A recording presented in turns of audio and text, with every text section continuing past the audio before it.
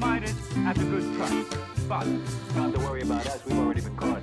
have you seen any Delicate sauce. Delicious. And can you answer our question?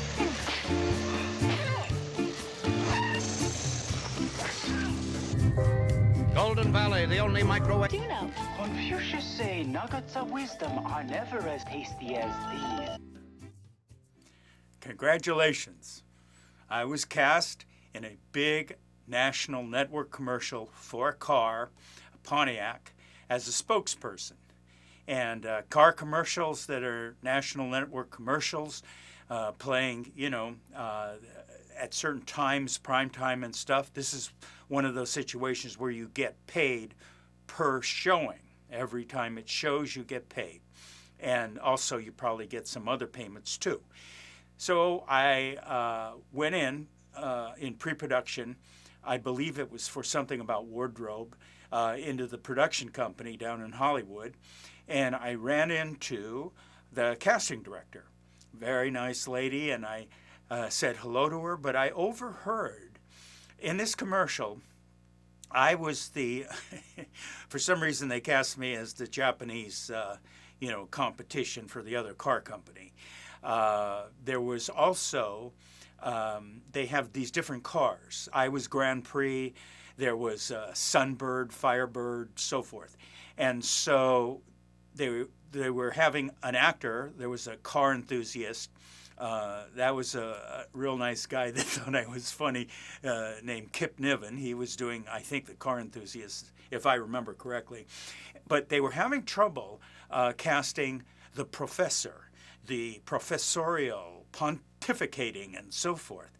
So as I heard this, I just took my hat in my hand and quietly said to the casting director, excuse me, but have you seen David Hooks for that part? And she looked at me and, doesn't he have a Ford commercial? Which would be a conflict. You can't do two of the same kind of products. And I said, I don't think so. Oh. Well, she checked it out and she got in contact with one of my best friends from New York and Los Angeles, David Hooks, and he was cast as the professor, and I was so happy.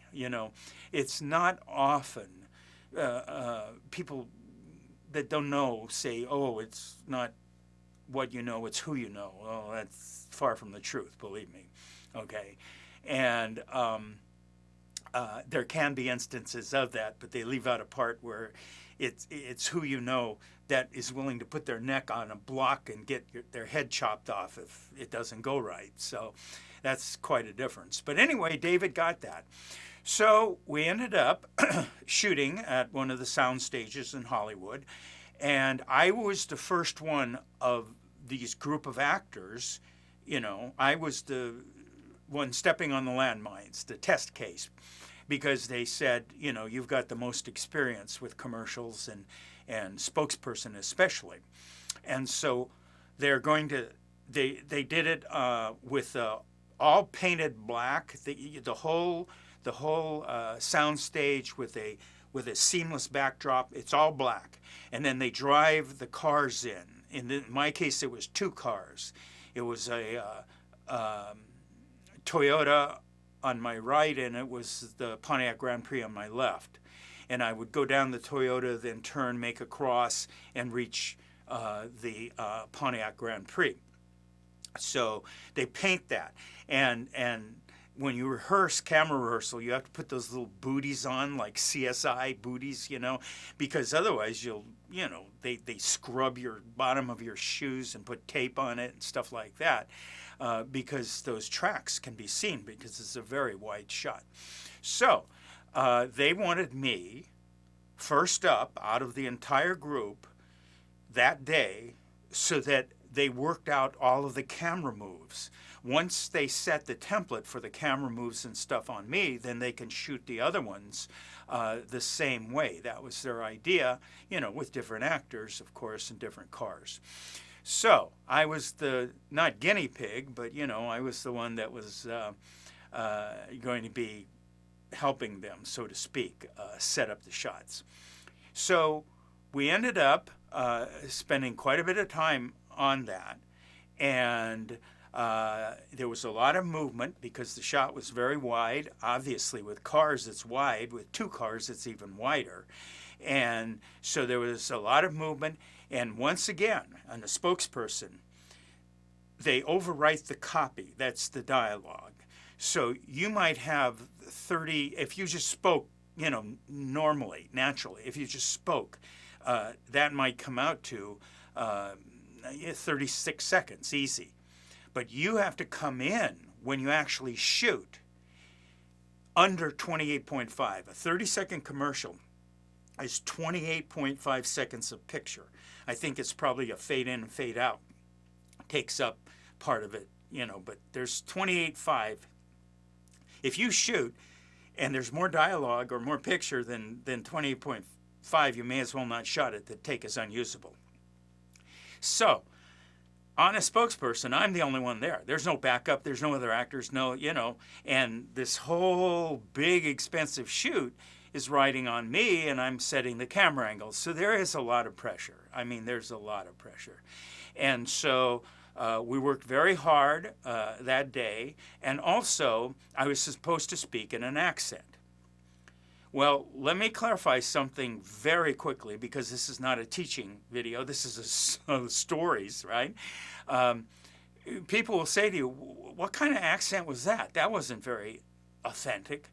Well, I've had to do Japanese, Chinese, Vietnamese. I've had to do, all the Korean on MASH. I had to do these different dialects. And I'm going to tell you something that is the truth.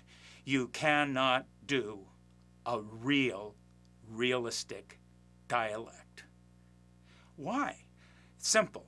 Go to a restaurant right now. Go to, I don't care, any place that serves food from a foreign country.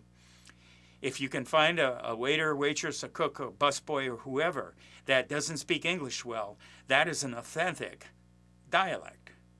It'll take you about 10 seconds to realize that you can't really, as an American, understand what they're saying. So, how would you like to spend all this money doing this commercial and producing it and everything, and the first time you play it, Uncle Joe and Aunt Harriet are watching it on TV, and what did he say?